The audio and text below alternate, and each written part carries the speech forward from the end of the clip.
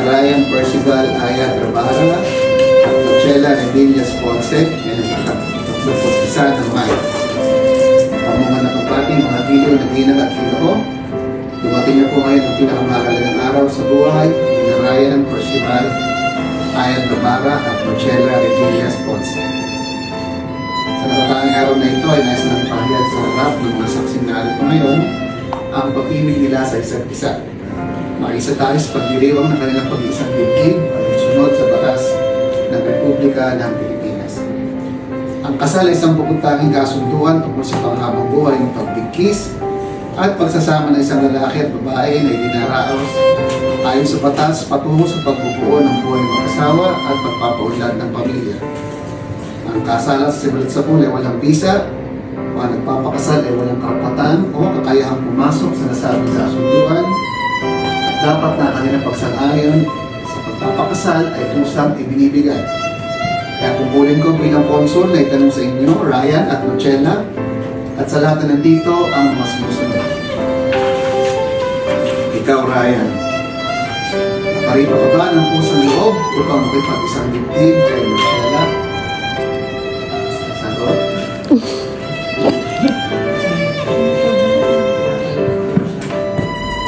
Sagot ka lang na oo o hindi.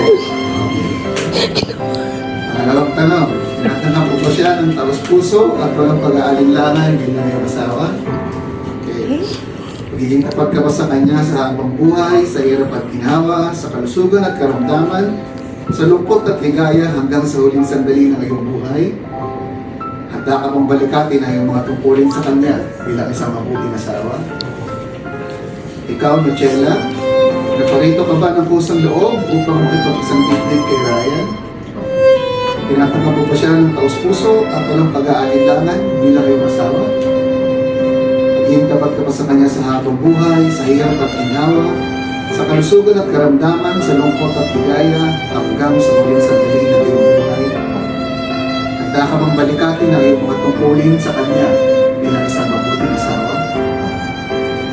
Yaman din lamang na narinig natin ang kanilang wagas na hangarin na mag-alay ng kanilang pag-ibig at buhay sa isa't isa. Nais ko pong malaman kung mayroong tumututol sa pag-iisang dibdib ni Ryan at Michela, o di kayo na nalalamang hadlang o balakid sa kanilang kasal ayon sa batas ng Republika ng Pilipinas. Mangyaring lumapit, magsabi ngayon din bago mo sila pag-isahin dibdib.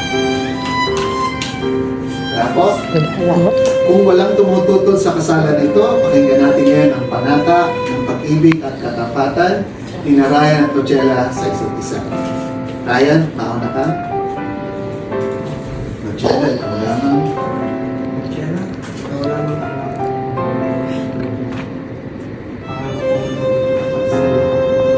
Laging ikaw lamang ang susunod at tatalikan.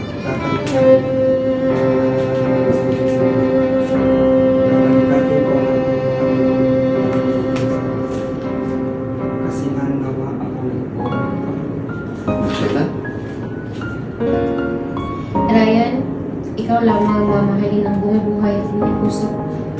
Pangako kong maging tapat sa'yo. Tanging ikaw lamang ang susuyod at kapalinay simula ngayon hanggang sa uling sandali. Babalik natin ko ang aking tungkulin bilang mabuting asawa kasi hanawa ako ng buong may kapal. Ngayon naman ay hinihiling ko kayo na umarap sa akin para sa panunumpa sa harap ng konsul. Itaas niyo ang inyong mga kanang kamay. Sabay mong bigkasin sa harap. Sa harap ng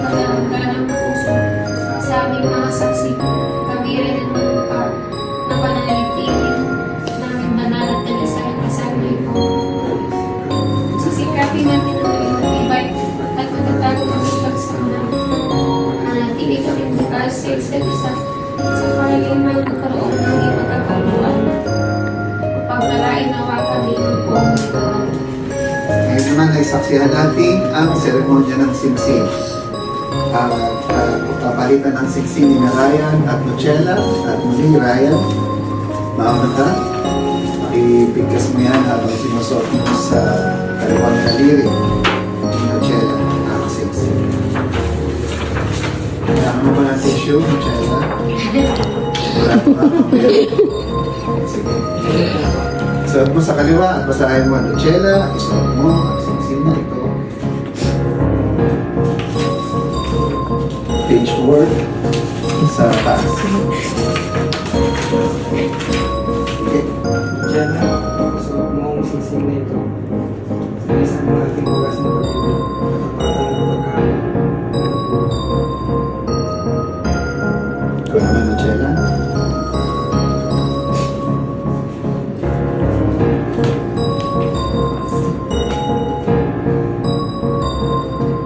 Ryan, isuot mo ang singsing na ito sa gisag ng aking ugas na pag-ibig, katapatan at pag-aalay ng aking buhay.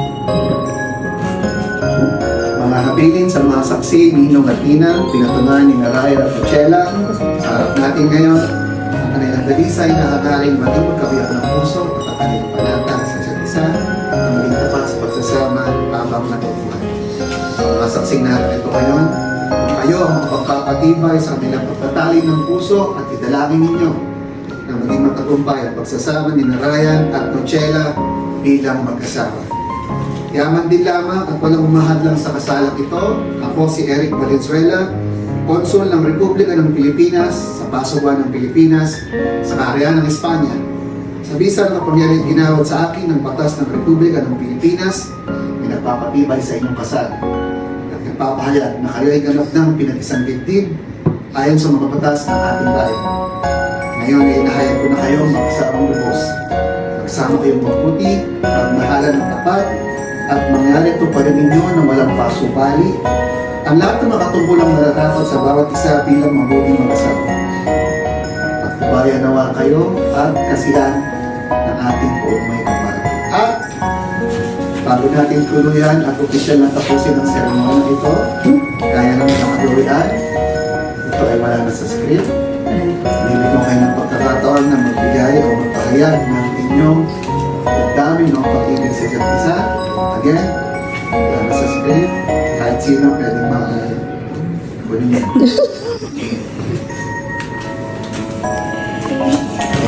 Parang wala na. Okay. Basta maintindihan ni Nuchela. Dear boy, I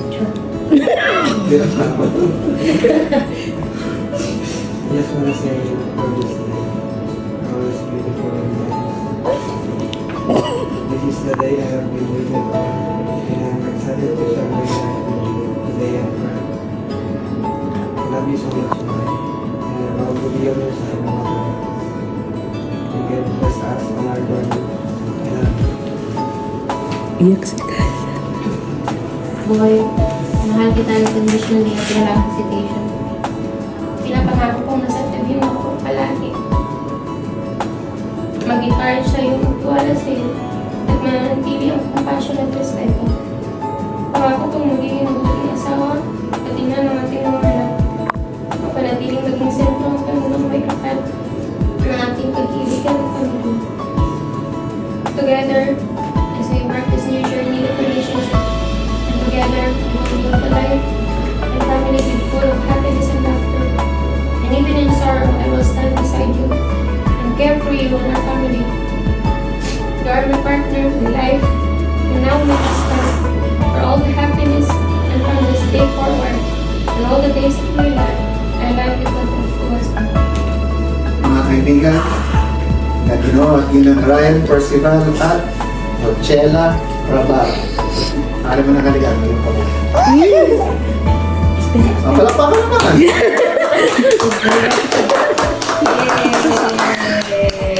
Yehey! Imahan tayo tapos mag-out na kayo ng handis.